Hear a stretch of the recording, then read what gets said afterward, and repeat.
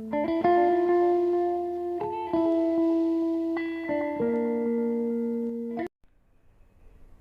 Guys, welcome to my YouTube channel study with अभी।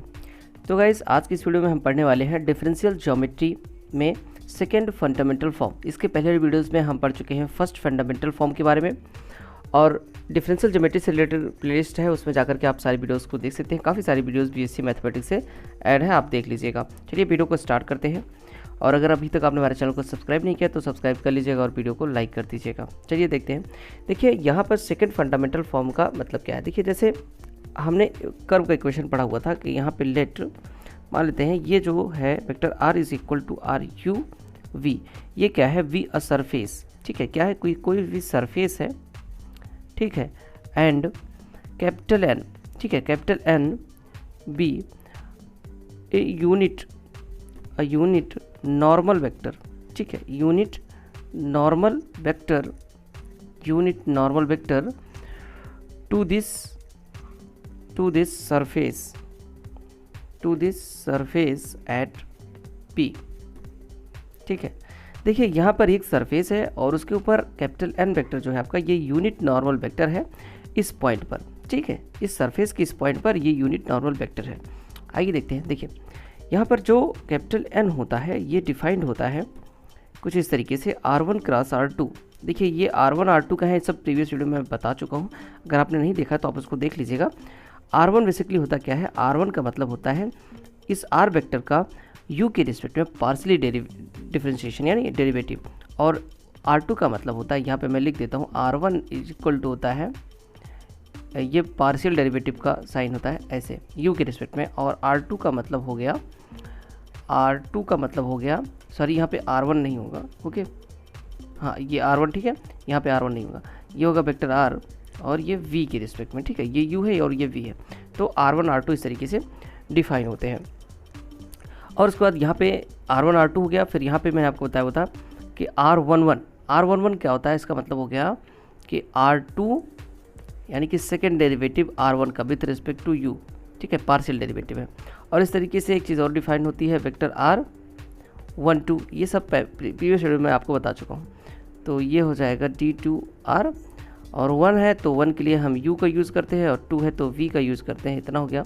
और इस तरीके से एक और होते हैं R22, इसका मतलब होता है कि R का V के रिस्पेक्ट में दोबारा पार्शियल डिफरेंशिएशन, ठीक है, ये इतनी चीज़ हो गई, ये प्रीवियस वीडियो में आपको बता चुका हूँ, ठीक है। तो अब ये हो गया।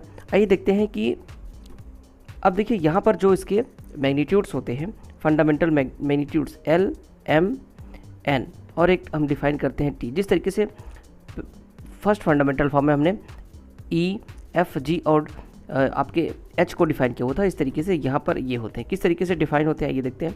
देखिए L इज इक्वल टू होता है कैपिटल N का है ये वाला, ठीक है, डॉट R11, ठीक है, वेक्टर R11, और M डिफाइन होता है, R11 क्या है, यहाँ पर आप देख सकते हो ये वाला चीज़, ठीक है।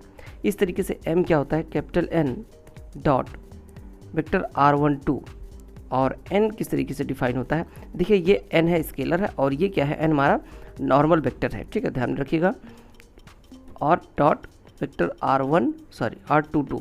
तो इस तरीके से L, M और N को हम डिफाइन करते हैं।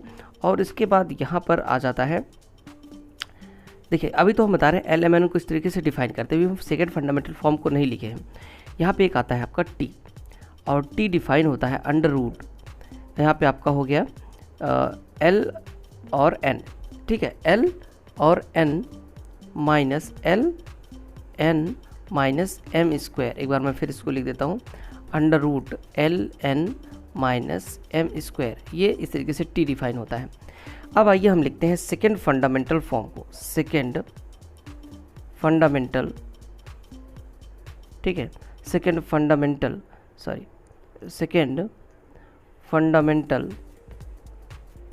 फॉर्म को।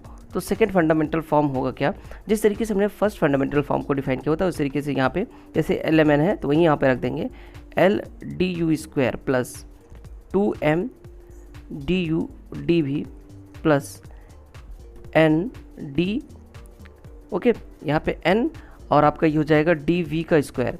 तो इसी को हम बोलते हैं सेकेंड फंडामेंटल फॉर्म, ठीक है। सेकेंड फंडामेंटल फॉर्म इसको हम बोलते हैं एल, एम और एन क्या है यहाँ पे मैंने लिख दिया है, ठीक है। ये सारी चीज़ें होती हैं और इसको हम सेकेंड फंडामेंटल फॉर्म के जो इसको हम क्या बोलते हैं कोफिशिएंट भी बोलते हैं, second fundamental magnitudes L, M, N को, ठीक है।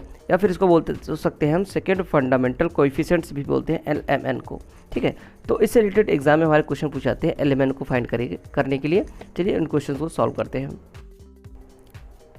तो गाइज ये क्वेश्चन है, क्वेश्चन कह रहा है कि calculate second fundamental magnitudes for the surface x is equal to U plus V, y is equal to U minus V और z is equal to U V, ठीक है। तो इस तरीके से है। आइए देखते हैं किस तरीके से इसको सॉल्व करते हैं। सेकेंड फंडामेंटल मैग्नीट्यूड का मतलब क्या है कि एल, एम और एन को हमें निकालना है। चलिए देखते हैं किस तरीके से इसको हम फाइंड करेंगे।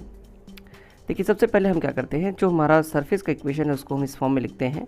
Vector R is equal to, यहाँ पे हम लिख सकते हैं U plus V comma U minus V और यू वी, ठीक है। अब देखिए यहाँ पे कॉमा का क्या मतलब है, जैसे ये होता है जैसे आई कैप, जे कैप, के कैप, ठीक है। तो यहाँ पे हमने सबको सेपरेट करके लिख दिया कॉमा से, ठीक है। इससे थोड़ा क्या होता है लिखने में आसानी होती है, ठीक है। तो इसका फॉर्म है। चलिए अब हम क्या करते हैं, एल, एम, एन निकालने के लिए हमें इसके डेरिवेटिव आर की, जैसे R1 R2 की ज़रूरत पड़ेगी, ठीक है। तो पहले हम R1 को डिफाइन कर लेते हैं। R1 का मतलब हो गया इसको u के रिस्पेक्ट में आप पार्सली डिफ्रेंशिएट करें। तो चलिए डिफ्रेंशिएट करते हैं। देखिए u प्लस v को जब आप u के रिस्पेक्ट में पार्सली डिफ्रेंशिएट करोगे तो वैल्यू 1 आएगी, ठीक, क्योंकि ये 0 हो जाएगा। कॉमा इसको करते हैं तो यहाँ पे भी वैल्यू 1 आएगी, ठीक, क्योंकि ये 0 हो जाएगा। और इसको जब डिफ्रेंशिएट करेंगे तो यहाँ पे वैल्यू आपकी v हो जाएगी, ठीक है। दो फंक्शन है और जब एक बार v को डिफ्रेंशिएट करेंगे u के रिस्पेक्ट में पार्सली तो 0 हो जाएगा और जब इसको डिफ्रेंशिएट करेंगे तो सिर्फ इतना बचेगा, ठीक। R1 हो गया। इस तरीके से हम R2 निकाल लेते हैं। R2 का मतलब क्या हो गया कि R को, इस चीज़ को हम पार्सली डिफ्रेंशिएट करते हैं विथ रिस्पेक्ट टू v, ठीक है, v। तो यहाँ पे इसको डिफ्रेंशिएट करेंगे तो 1 आएगा, ठीक है, v के रिस्पेक्ट में पार्सली। इसको डिफ्रेंशिएट करेंगे तो यहाँ पे -1 आएगा और इसको यहाँ पे करेंगे तो u आएगा, ठीक है। u और v में आप ध्यान से रखिएगा, u में, v में इस तरीके से है, ठीक है, और u इस तरीके से है। तो ये हो गया R1 और R2। तो देखिए यहाँ पर एल, एम, एन निकालने के लिए जो फार्मूला होता है हमारा L इज इक्वल टू, जैसे हमने पढ़ा था n vector n dot R11, ठीक है। और इस तरीके से यहाँ पे था m is equal to vector n dot R12, ठीक है। तो यहाँ पे n पहले हम फाइंड कर लेते हैं और n को फाइंड करने से पहले R11 और R12 भी निकालना होगा। तो आइए R11 और R12 भी निकाल लेते हैं सारी चीज़ें। देखो R11 क्या होगा, R11 का मतलब हो गया कि इसको एक बार और डिफ्रेंशिएट करो विथ रिस्पेक्ट टू u। तो करते हैं तो देखिए अब की बार क्या हो जाएगा, 0 हो जाएगा, क्योंकि ये सारे कांस्टेंट हो जाएंगे। तो ये हो जाएगा हमारा 0 वेक्टर, ठीक। तो यहाँ पे R12 का मतलब हो गया कि R1 को एक बार आप v के रिस्पेक्ट में, क्योंकि 2 क्या होता है हमारा v, इसको डिफ्रेंशिएट कर देंगे तो वैल्यू क्या आएगी, ये 0 हो जाएगा, ये भी 0 हो जाएगा, इसकी वैल्यू 1 हो जाएगी, ठीक है। और इस तरीके से R22 निकाल लेते हैं। R22 का मतलब क्या हो गया, वेक्टर R22 का मतलब हो गया इसको एक बार आप फिर से v के रिस्पेक्ट में डिफ्रेंशिएट कर दें, जो कि इसका 0 होगा, इसका 0 होगा, इसका 0 होगा, तो टोटल ये 0 हो जाएगा, ठीक है। तो यहाँ पे हमने इन चीज़ों को निकाल लिया है। तो देखिए यहाँ पर इन चीज़ों को हमने निकाल लिया और यहाँ पे हम R1 vector R1 cross vector R2 भी निकाल लेते हैं। R1 क्रॉस R2 का मतलब क्या है, इस वेक्टर को इस वेक्टर के साथ इसका क्रॉस प्रोडक्ट। देखिए किस तरीके से निकलता है, जैसे आई जे के होता है, सेम ऐसे लिखेंगे।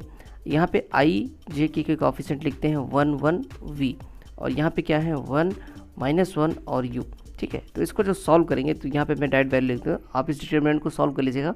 तो यहाँ पे जो इसकी वैल्यू आ जाएगी वो हो जाएगा u, यानी कि जो आई कैप का कोएफिशिएंट होता है वो u प्लस इतना हो जाएगा और फिर आपका मिल जाएगा माइनस u प्लस v और उसके बाद जो लास्ट वाला यहाँ पे मिल जाएगा हमें -2, ठीक है। तो ये R1 और क्रॉस R2 हो गया, ठीक है।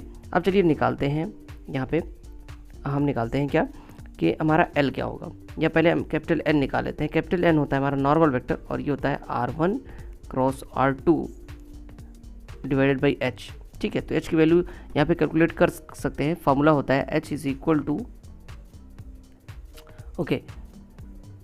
To mod of R1 cross R2, ठीक है। तो इसका मॉड निकालेंगे, ये H हो जाएगा, ठीक है। तो यहाँ पे वेक्टर है, इसको लिखते हैं, ये हो जाएगा u प्लस वी, ओके, यहाँ से मिटा देते हैं सारी चीज़ों को, और -u प्लस वी और -2, ठीक है। और ये -2 है, इसको डिवाइड करते हैं h से, तो ये हमारा इसकी वैल्यू हो गई। अब आइए हम निकालते हैं जो हमें निकालना था मेन, इन सारी चीज़ इतना चीज़ हमें निकालनी पड़ेगी, फिर हमें l की वैल्यू मिलेगी। l होता था वेक्टर n डॉट r11, ठीक है, तो n क्या है हमारा इतना है, और वेक्टर r11 क्या है, देखिए r11 0 है, तो यहाँ पे इसकी वैल्यू 0 हो जाएगी, क्योंकि इसका अगर मल्टीप्लाई करेंगे 0 से तो 0 हो जाएगा। ठीक इस तरीके से m अगर देखें तो m डिफाइन होता है vector r dot vector r12, ठीक है।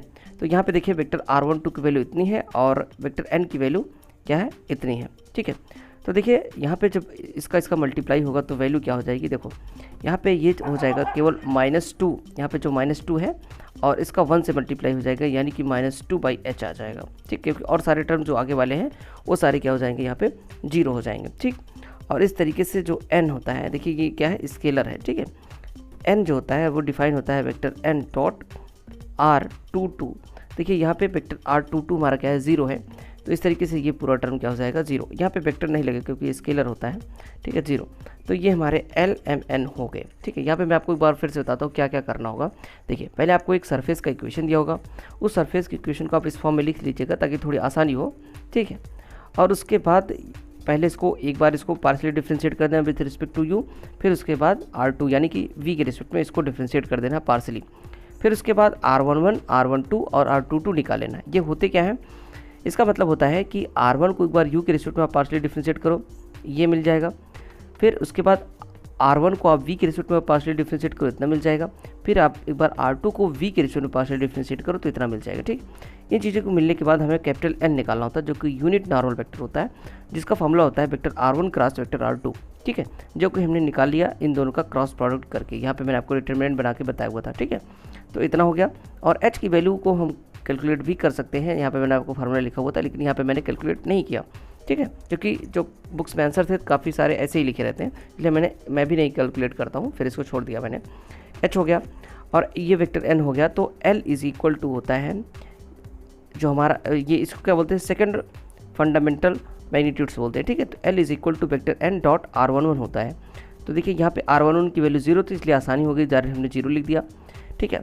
m जो होता है वो इक्वल होता है वेक्टर n डॉट r12, तो इसको हमें क्या करना था, इससे मल्टीप्लाई करना था, ठीक है, यानी कि डॉट प्रोडक्ट दोनों का निकालना था, तो इसको हमने निकाला। देखिए ये सारे जो कोफिशिएंट है ये 0 थे इसलिए ये वाला 0 हो जाता, और ये -2 का 1 से मल्टीप्लाई हुआ -2 और बटे में h था तो ये आ गया, और इस तरीके से n वाला भी 0 हो गया क्योंकि r22 जो था वो 0 था।